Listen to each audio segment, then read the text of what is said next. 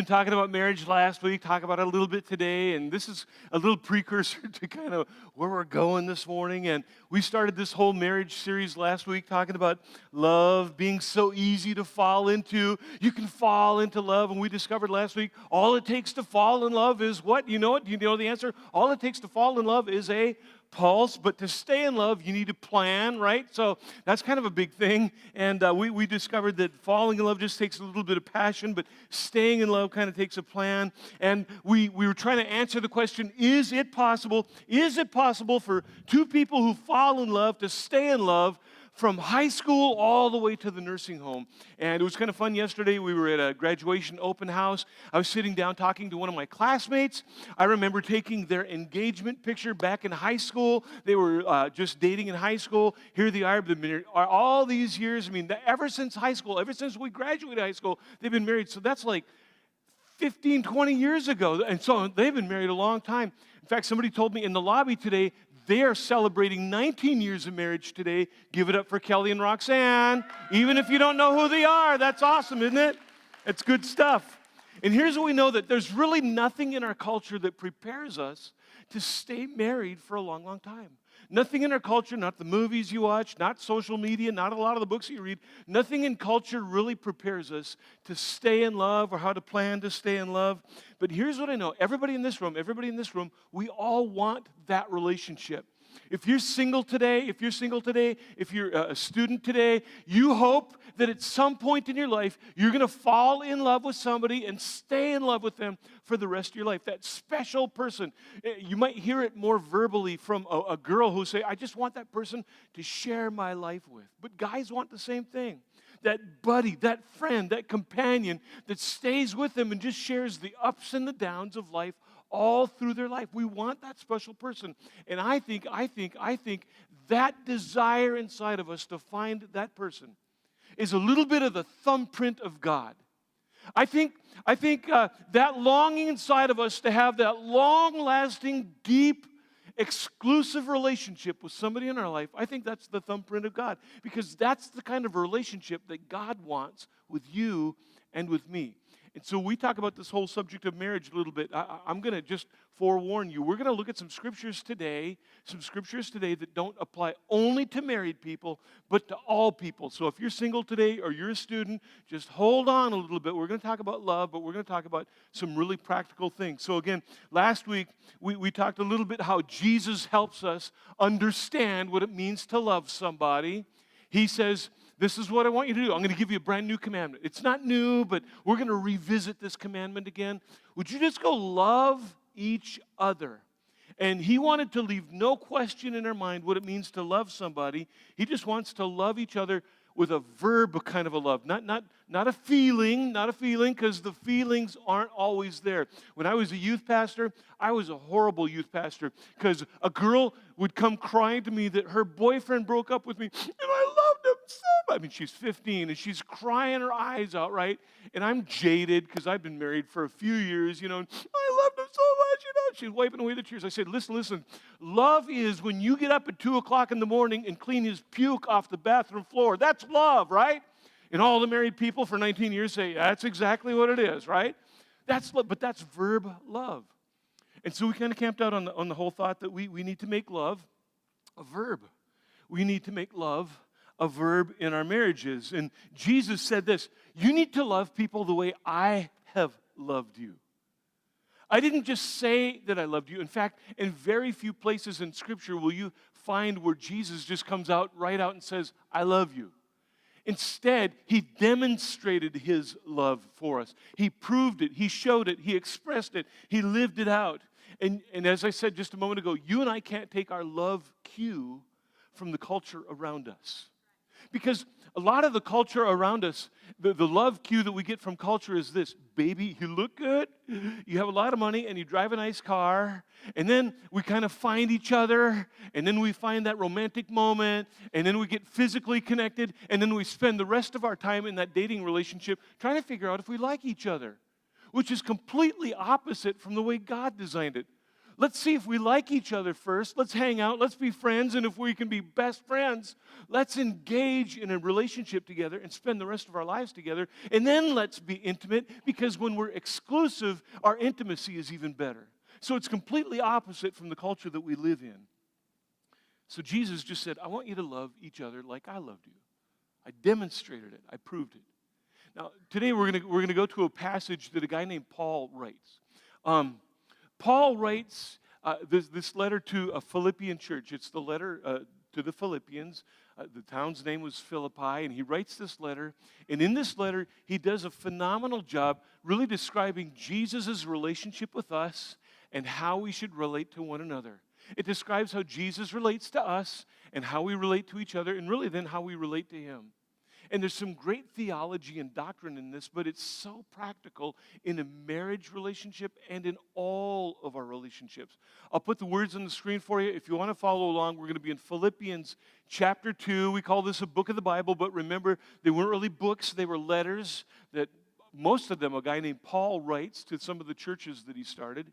And we're going to go to Philippians chapter 2, and we want to take a look at these verses and look at our relationships through the lens of these verses, okay? So just hang on with me a little bit. We're going to talk about them, and then we're going to apply them to our lives a little bit. In Philippians chapter 2, he just starts right off in verse number 3, and look what he says up here on the screen. He says this, don't be selfish, and don't try to impress others.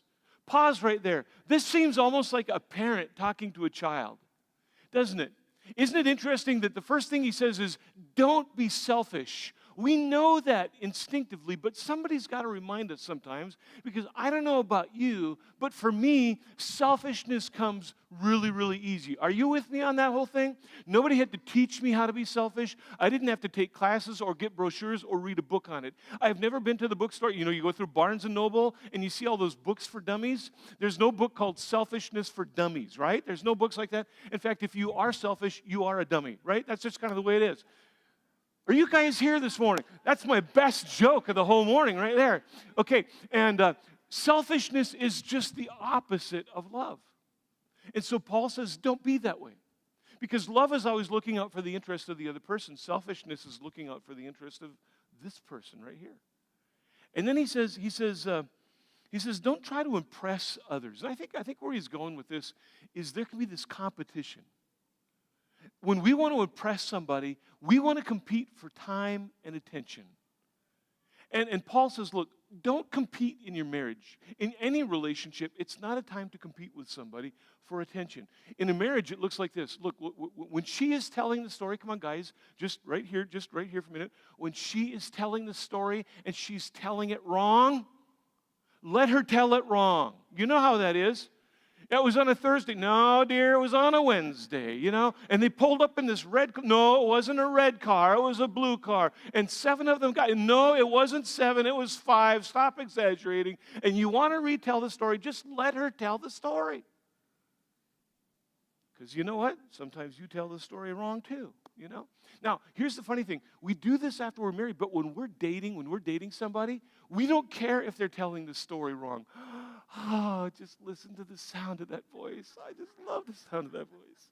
We don't care about the story, but then after we're married, like, no, you told it all wrong, Doris, you know. We just don't even do that. Now, the key point to this is really found in the next verse. Look what he says in verse 3.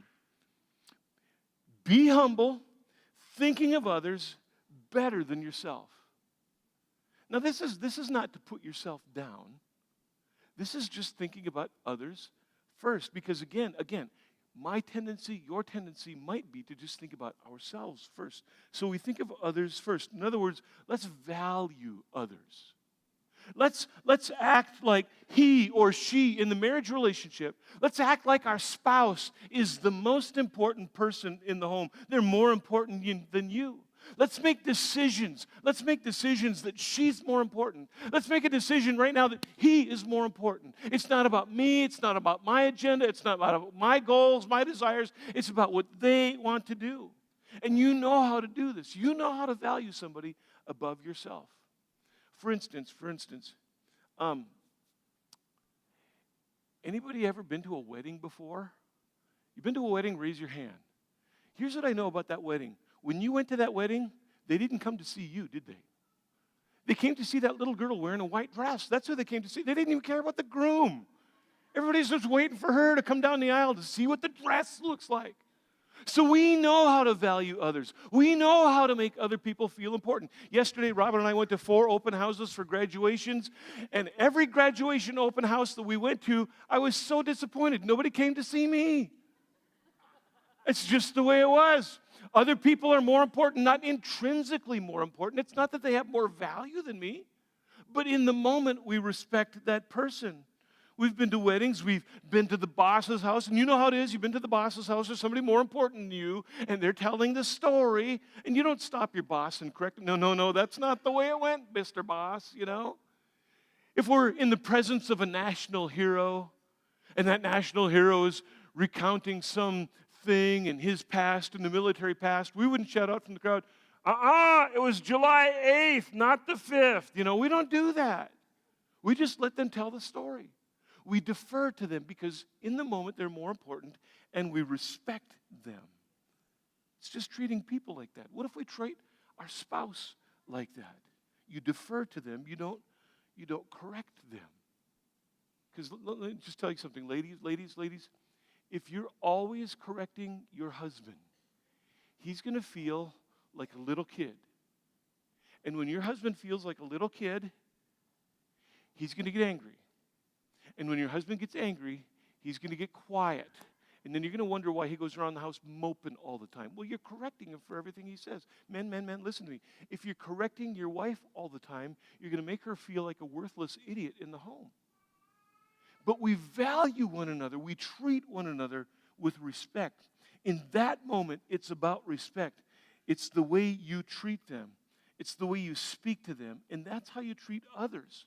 Everybody, including the one that you're married to, every day, with every decision. You respond as if they're more valuable than you because you love them so much. You go, wait, just wait a minute, Pastor. Wait.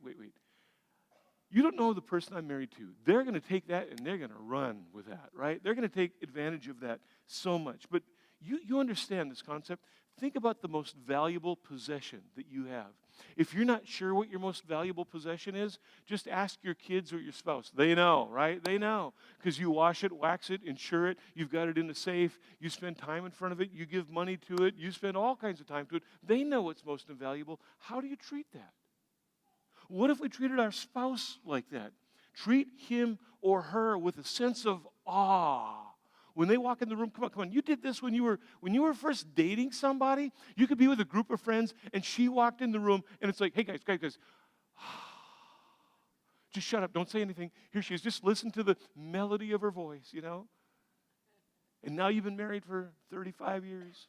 You don't like the melody of Doris's voice anymore, you know. Come on. Girls, you're with all your girlfriends. You're just like, isn't he dreamy? Isn't he cute? Do you still think that about your husband? No, Pastor, look at him. Just look at him, right? Okay, right? When you first met, you knew how to give awe to your person you were dating. And people who stay in love still do that. I'll tell you what, it excites me. It excites me when I'm in my office working and maybe the door is closed, open, doesn't matter, and I can hear the sound of my wife's voice down the hallway. It's like, she's here. And you used to do that when you were dating. Remember when you were dating? Remember the whole thing when you're dating? Texting. Okay, maybe for some of you it was smoke signals. I don't know what it was, okay? But texting, right? Remember? And you couldn't wait, and you wrote love notes, and you wrote letters, and you held the door open for her, and you held the other door open for her. You seated her. Now it's like, get your own place to sit. No, we still treat them with that kind of respect. We treat them as if they're more important. This is mutual submission. And that's how marriages get better, richer, deeper, stronger. It's a verb decision that you make. It really just becomes a lifestyle to value him or her above yourself. And then he gets kind of personal now in the next verse. Look what he says in verse number 4. Verse 4. Don't look out only for your own interests, but take an interest in others too. You know why Paul had to say that? You know why Paul had to say that? It's just kind of obvious to me as I read that. Because I'm not naturally interested in the things that interest you. In fact, I really don't care. I'm more interested in the things that interest me. Can you relate to that? I'm not always interested in all the things that interest you. I'm most interested in the things that interest me. I gravitate emotionally, financially, relationally to the things that interest me. I'm so intentional about giving time and attention to the things that interest me. But when I'm in love with somebody and I really care about them and I value them, I'm going to show some interest in the things that interest them. I'm going to be intentional. I'm going to interest myself in what interests them. It's kind of like, you see somebody, there's a sporting goods store, and they're buying tennis shoes. Like, Bob, what are you doing buying running shoes? Oh, I'm into running now. It's like, Bob, what are you? And it's because of the person he's dating. It's like, Bob, the only thing you ran to is a buffet. That's all you've ever ran to. Like, what do you mean running? Yeah, I'm into running now. You know why he's into running? Because she's into running. That's why, And you know what? He loves to fish. He loves to go fishing. And so you're just praying, oh, God, help me as I impale this poor, helpless worm on a hook. And you're going to get interested and figure out how to do that whole kind of thing, even though the whole time you're like, I love fishing, that whole kind of thing, okay? Guys, you know how to do this. You didn't even know what Pinterest or Etsy was, but now it's right, one of your favorites. It's on your list, and so when she's talking about it, you know all the characters in the Hallmark movies, right? It's the same storyline, different characters, same music, that whole kind of thing, but you're interested in it because she's interested in it. Girls, come on. You thought Harley was the name of a dog in some movie. You didn't know it was a motorcycle. Now you love Harley Davidsons. You know the whole thing. You're interested in what interests them. And here's the question. Am I going to put up with your interests, or am I going to get interested in your interests? Here's how it looks in the Wallstead household. My wife, this is true confessions, honey. This is true confessions. My wife, we love to go for walks together, and if you see us walking together sometime, you'll see that my wife has this picker-upper in her hand, right? Because we pick up garbage as we walk. All of you in this room, when you walk, you don't walk. But when you walk, you drive around the parking lot 8 times to look for the spot closest to the door. But when you walk, we pick up garbage. And this is something that interests my wife because we care. We want a clean city. And then she'll bring along, the grocery bags, and she's untying them. And I watch her trying to do, and the wind is blowing the bag, and you're trying to do this whole number to get in the bag. And so it's like, give me the bag. No, I know that this isn't your thing. But you know what? Because it's her thing, it's my thing. So now I carry the bag so she can put the garbage in there, okay? That's just, you get interested in what interests you. Yeah, just go ahead. 1, 2, 3. Okay. It's romance after 31 years of marriage. We pick up garbage together. Boy, I'll tell you. It's a hot relationship, I tell you. He says this. He says, now look at verse number 5. In your relationships, he says, you must have, this is a tall order. You got to have the same attitude that Christ Jesus had. Like, that's huge, Pastor. How do you do that?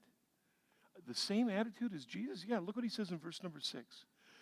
This is huge. Though he was God. I'm going to pause right there. That might be new information for some of you. Jesus was the manifestation of God. He told his followers, if you've seen me, you've seen the Father. We would say this, Jesus was God in a bod, okay? So Jesus was God. He did not think of equality with God as something to cling to. In other words, Jesus didn't leverage his position to get attention. He didn't leverage his position to get what he wanted. It wasn't about getting his rights or to get a position. Jesus never pushed the I'm God button to get what he wanted. To walk into a restaurant, hey, everybody, just want you to know, Jesus is in the house, and so I want to be sat right there, and I want to be served first, right? He never did that. When he went to church, there was a potluck meal. Hey, I'm Jesus, front of the line. That's reserved for the pastor's kid. Okay, we all know how that goes, okay? He just never pushed that I'm God button, but we're tempted to do that all the time. Come on, we're tempted to do that all the time. Look, I bring home the money. I'm the breadwinner in the family. And so this is the way it's going to be. I raised these kids. I'm taking care of these kids all day long where you're out there playing in the oil field, and I'm home with these kids. And if mama ain't happy, mama ain't happy, all right? Okay? And if dad is mad, the whole house is sad. It kind of goes that way. And every time Jesus shows up in the room, he was the most important, but he never used that for his gain. He never used it for his gain. It was never about walking in the door and, hey, serve me. Serve me. Verse number 7. Instead, you know what Jesus did? Look at verse 7. Instead, he gave up. He gave up his divine privileges. He took the humble position, serving as a slave, and was born as a human being. Some versions of the Bible say he emptied himself. He considered himself nothing. He gave up. He didn't leverage up. He didn't power up. He didn't pick up. He didn't do any of that. And why did he do that? Why did he do that? Why did Jesus come and humble himself and empty himself and live the life like a slave on this earth? Look at verse number 8. He says, he appeared in human form. He humbled himself in obedience to God, and he died a criminal's death on the cross. Here's, in essence, what Paul is saying in these verses. This is what Jesus said or demonstrated with his life. I, the Creator, am willing to submit myself to the created. I'm the Creator. I'll submit myself to the created in order to have a relationship with them.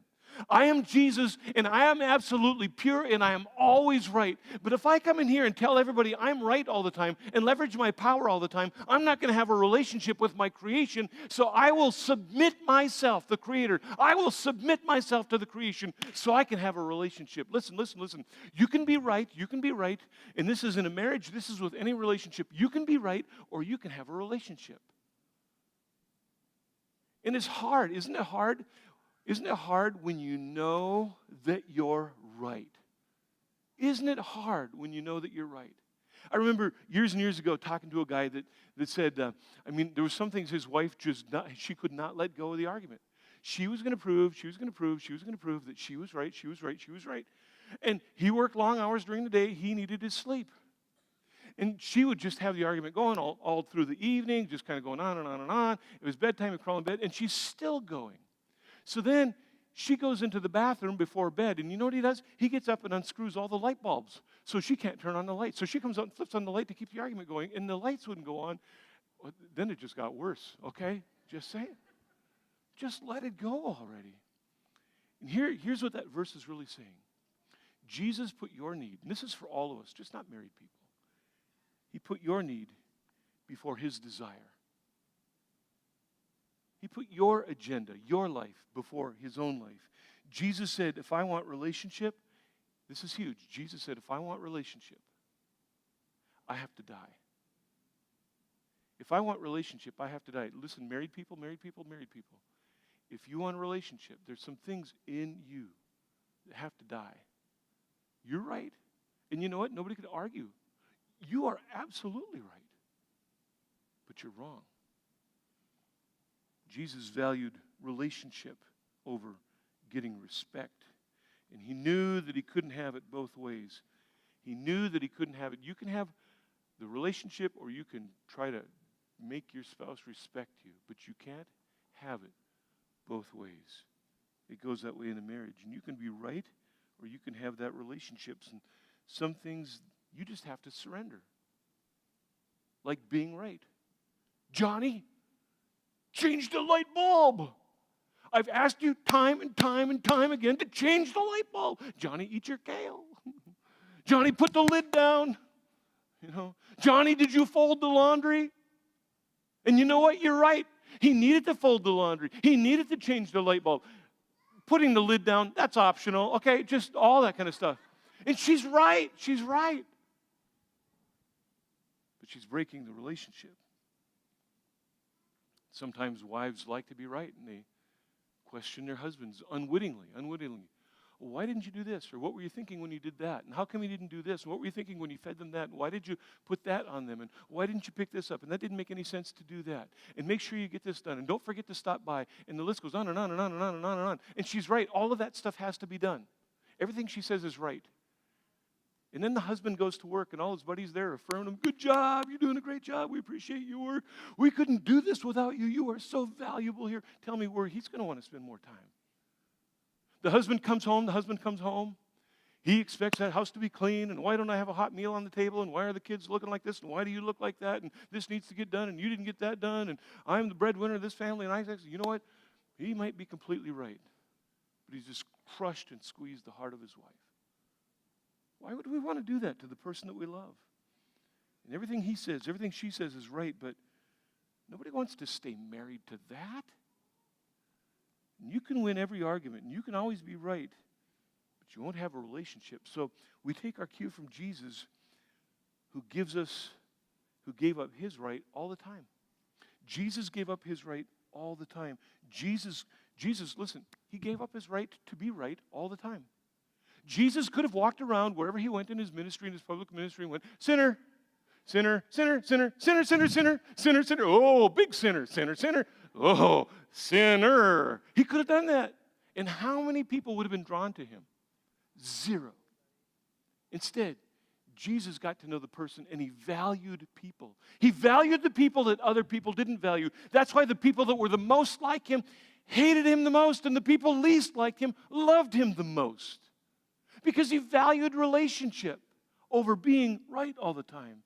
And when two people value each other that way, it makes for an amazing, amazing relationship. It's beautiful. The model of love is surrendering to each other. It's surrendering the right to be right.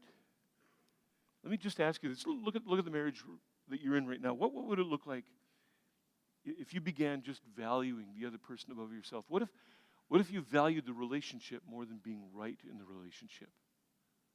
If you're not sure where you have to be right in the relationship all the time, ask the person you're married to. They'll tell you, because they feel that pressure all the time. Now, is it difficult to surrender? Is it difficult to surrender in the?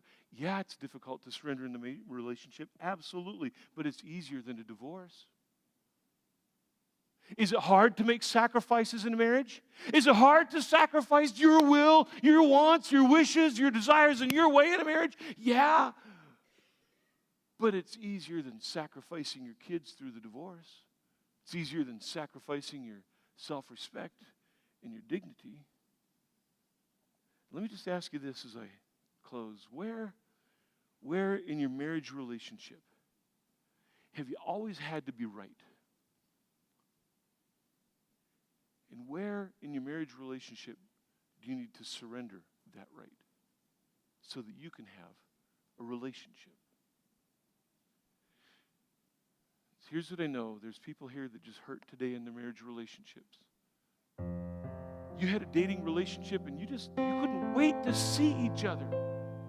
You couldn't wait for his phone call. You couldn't wait for the note. You couldn't wait to be together at the end of the day. You couldn't wait to be together on the weekends. And now some of you are so hurting in the marriage relationship. And here's what I know. Sometimes two broken people, emptied, come and try to fill themselves with the other person. They try to make it right.